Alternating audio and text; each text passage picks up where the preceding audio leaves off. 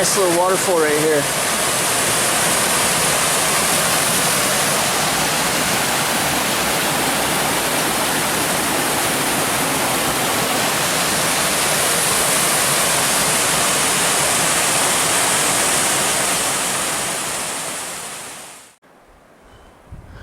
This last part of the hike is about straight up 1,000 feet. It's gonna be pretty awesome at the top though, I think. That's cool.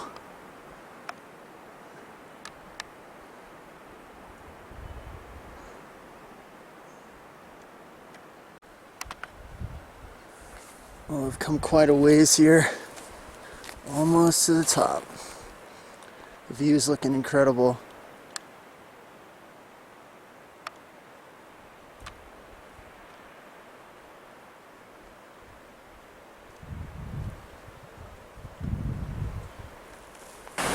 Well, I'm through the worst part now.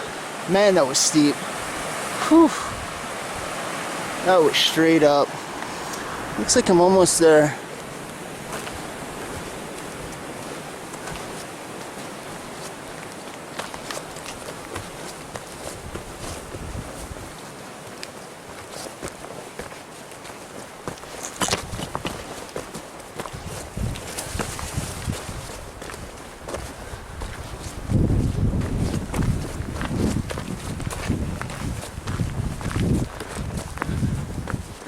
Hey, alright. Oh, this looks nice. Oh, look at that water. It's so clear. Oh my gosh. That's amazing. I can't wait to check this out. Well, I finally made it. This view is incredible. This water is so nice.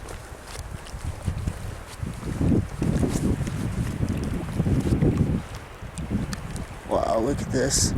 This is amazing.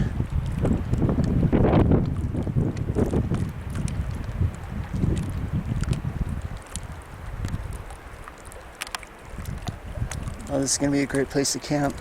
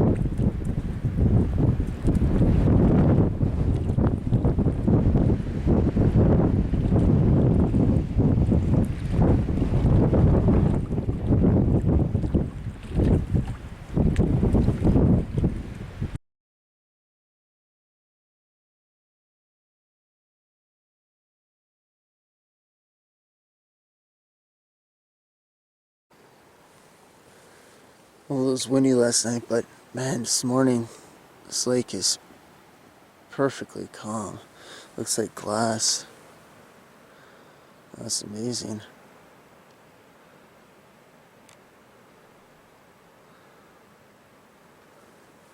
I've already seen some fish jumping around too.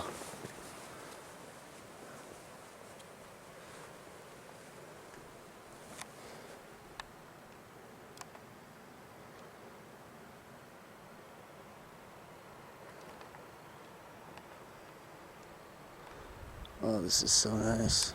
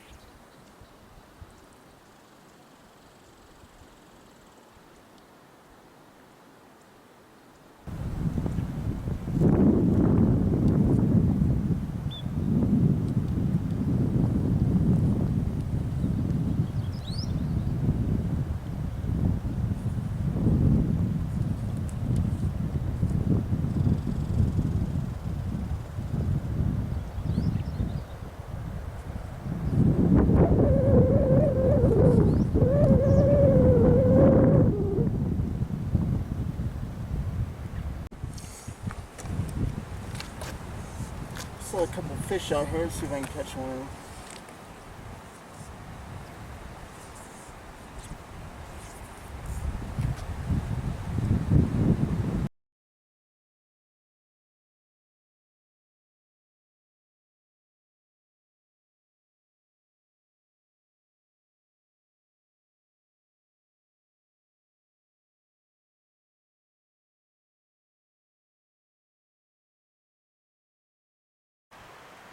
Well, it's been fun. Time to head back down the mountain. That was a great time. Caught a bunch of fish.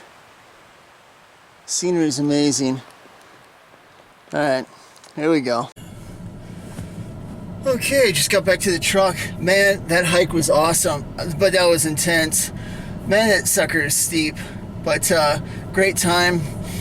Made it up to the lake, camped for the night, caught a bunch of fish. It was really fun, but all in all, very tired, but amazing hike. Welcome back to the Unleashed. I'm your host, Jared Beeler. I did something a little different with this video, and it goes along with the topic that I wanted to talk about. It's kind of fun and cool to think about, but I went on a hike over the weekend, and I figured I'd record it, and now it's what you guys just watched, and I wanted to talk about it and stuff. When it comes to going on adventures and hikes and different places and exploring and things like that, I've always thought that was like the greatest thing, and I love checking out new places, and it's cool when, well, it's usually pretty hard, but, you know, if you are like the first one to find something, I'm sure that's a pretty great experience. I've climbed to the top of mountains before thinking that, hey, I'm the first one here, only to find like a rock pile that somebody had marked or left, but it's fun nonetheless, and it's pretty cool. But I try to get out a lot and get in nature and stuff like that. Talk with God and breathe in the fresh air, and it's really nice. And one of the things that I'm always thinking about is just how cool it is, and that thought of eternity, you know,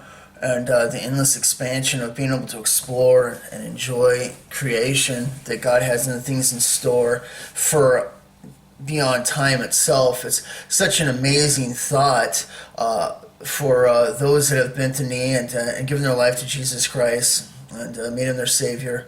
And that's something that we have to look forward to, and it's really incredible. And we know how close it's getting. There are so many things taking place right now that makes it look like this is about to happen for real. And to think that it's only what could be a seconds away, you know, in the big picture of things is it's an amazing thought, you know, even if it was another year or two or whatever, and it doesn't look like it is. I mean, still, it's such a short time. and eternity lasts forever. But it's such an incredible thought, you know. And for those that don't, you know, I can only imagine what the thought is. You race through your life, and you plan different trips and things like that, but you're always on a time scale that's crunching away until you're old, and you know. And then you don't get to do anything anymore, or you can't move around the way that you used to, and then it's over. And when you walk with God, you know, just one of the many benefits is you always have that to look forward to live on, to be given a new body that He has in store for you, that has no age or any issues with it or health problems or anything like that, and to be able to enjoy eternity and feel as good as you did in your early 20s, you know. And that's an amazing thing. And like I say, for anybody that hasn't done that, encourage you to do that 100%, because time's running out big time. And if you have not made Jesus Christ your Savior, it's the most important thing you could ever do. And you know, there might be some of you that watch that and think back in the time that you enjoyed doing stuff like that, and you can't move around and stuff anymore the way you did. Well, knowing the Lord and walking with Him like you've made or decided to do, you know, it's going to give you that option, because you might not be able to do it now in this time or your age that you're in, but it's coming very soon when you will be able to, because of Jesus Christ. And He will have a new body for you, and you'll be able to enjoy it all over again and accept even more. And the exploration hasn't even started on the scale of things. Anything that I've done in my life, it can't compare to what it's going to be like when we do it with Him, and how awesome it's going to be. It's going to be absolutely magnificent in every single way. And the things He has in store and that we're going to see, it's just going to blow our minds, you know. On massive scales. It's going to be incredible. It's going to be a whole new world. I like hearing about some of the old stories, Lewis and Clark and stuff like that in the pioneering days. I think it's so cool to have that freedom like it was back then, where you could go out and, you know, you build something in the wild, a cabin or whatever, and you don't have to worry about taxes or issues. You live off it. You hunt, you run out of a deer or an animal or something like that, and you go back out and do it. You go fishing, and there's no license that you had to buy or anything like that. It's freedom. And when it comes to God, He is the author of freedom, the very inventor of it. It's a man that has put chains and everything on everybody. And the closer you are to God, the more freedom you'll experience. And when we pass the test, which is this life, and you've made Jesus Christ your Savior and you're walking with Him, He says, you've passed, I trust you, now I'm going to give you a new body that's going to be like Jesus's, and here you go, you inherit everything as co-inheritors, as part of a family, as adopted sons and daughters, and that's just such an amazing gift and thing that we can't grasp. We won't be able to grasp it until we see it, and even then it's going to blow our minds, and it's so cool. But the old pioneering days and stuff like that is cool, and it reminds me of one of my favorite verses, or a few verses here in Isaiah 65:21. And it's talking about the 1,000-year reign. And they shall build houses and inhabit them, and they shall plant vineyards and eat the fruit of them. They shall not build and another inhabit. They shall not plant and another eat. For as the days of a tree are the days of my people, and my elect shall long enjoy the work of their hands. When we go to work and we build houses, if you've done carpentry and stuff like that before, or you've done vineyard stuff or anything along the lines, you know, it's always for somebody else, so you can make the money, and then you go back to your one-bedroom place that you can barely afford, and somebody else is living in it and enjoying your work, you know. And it's not going to be like that when the time comes, when we inherit everything and evil is vanquished. We're going to be able to explore, build, and enjoy every single part of it. And I don't think of work. When I was younger and I was making a tree fort and stuff like that, it looked like the Swiss Family Robinson with my brother and sister. That's not work. I enjoy every bit of it, the whole part about it and stuff like that. So thinking of doing work and stuff like that when you're with God, it's not going to be like that at all. It's going to be enjoyable in every single way. It's going to be the fun stuff that you like to do, you know. You want to call doing your hobby work, it's your pastime. It's something you enjoy, and that's really cool. But I really like that verse, and it makes me think about that and how awesome it's going to be. But time's ticking away, and there are so many things right now that look like it's just about to happen. And it's such an awesome thought, and I think about it every time that I'm out messing around, hiking, and in the mountains and stuff like that, that we are literally so close to this becoming a reality. And no more aches and pains and things like that that you have to deal with in this body, but totally to be fresh and have that whole new aspect of everything, and new body to explore and enjoy things in. And the exploration, I'm sure, is going to be just off the charts, incredible. And it's not just going to be heaven, it's going to be earth as well for 1,000 years, and then what he has in store after that. I heard somebody yesterday on YouTube. It popped up in my feed, and they were calling like the 700 Club. I don't even know why I watched it, and I wanted to see what the pastor was going to say. And this girl asked, why, if heaven's so good, why would we leave it to come back down during the 1,000-year reign? And the pastor didn't answer. He's like, you shouldn't be asking silly questions and stuff like that. But I have an answer for that, and it's pretty simple. Heaven might be a place, but heaven is wherever God is. Wherever Jesus is, that is heaven, okay? You've seen a leader, a crappy leader that can turn the best situation into just junk. The whole place is trashy. It becomes trashy, and after he leaves, it doesn't even look the same. And then you can see a leader that can take the worst heap and turn it into an incredible working operation that's just amazing. All right, this is Jesus. This is God. This world is going to be an absolute mess after the tribulation happens, okay? And when Jesus comes back, he's going to fix the whole thing up. Heaven is wherever our Father is, and wherever Jesus is, okay? And it's going to be good wherever he's at. That's where you're going to want to be at. And every place that he is going to be fixed up. He is that perfect leader. He's the perfect king, and it's why he's worthy in every single way. There is no mistake or flaw or anything that he's ever done. It's always perfect. And when we're with him, it's going to be the same way. So to answer that girl's question, why would we come back? It's wherever he's going. If he's coming down here, it's going to be incredible. If we're up there with him, it's going to be incredible. Wherever he is, wherever he goes, and we go with him, it's going to be amazing. And we get to be a part of it, experience it. I'm sure we'll get to talk, come up with ideas on things that get created. It's going to be amazing in every single way. So I think that's the best answer for that. Heaven is where the Lord is, and that is heaven, because in every single way of being around him, it's where you're going to want to be.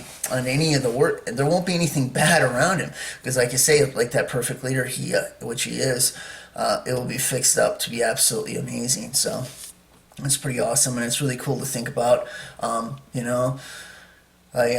I don't really have too much to say on this video. I just kind of wanted to throw out that topic and talk about it a little bit, and how cool it is, and how close it is, and how everything's just really pulling in that direction. This peace deal and stuff like that they want to bring out early, and the stuff with Iran about to kick off, and all the countries coming together against this, and World War III, and Gog and Magog, and Israel preparing for it, and us preparing for it, and everybody getting ready for this thing. It looks like all the signs in the first parts of it. You can see with the crops and things like that, how it's bad everywhere, and they're talking about price inflation this fall. Well, if this is the year, and this is the kickoff like the tribulation would this fall, then that falls right into it being the third seal, and the seals 1 through 4 will be popping out just like that. Not only with war and people turning on each other, but food prices going up from economic crash worldwide, and pestilence and things like that are coming out with, and you can see this Ebola stuff taking place, and other things that are coming out of the works, and you really see it taking place, and it's also very close right now. And for those that are looking for God, though, and to escape all this, it also points to how close we are to going home, and that's very exciting. And there's so many signs for it. It's not going to be years off. It really looks like it's right here and right about to happen, and that's an awesome thought. But I just wanted to share this last little adventure I went on, and give you something to think about when it comes to being with God, and how awesome it's going to be, and how close it is, and the adventure that comes with it, and the fun that's going to be with it, and the animals and things you're going to see, and not have to experience this death and old age and stuff like that anymore. You're going to have that new body, and it's just going to be absolutely amazing. And it's really cool to think about it. And I just kind of want to share that with you guys, and just put out just a little short video real fast. But anyways, that's all I got for you this time, and I hope you guys have a good one, and I'll catch you next simulation. God bless. Bye.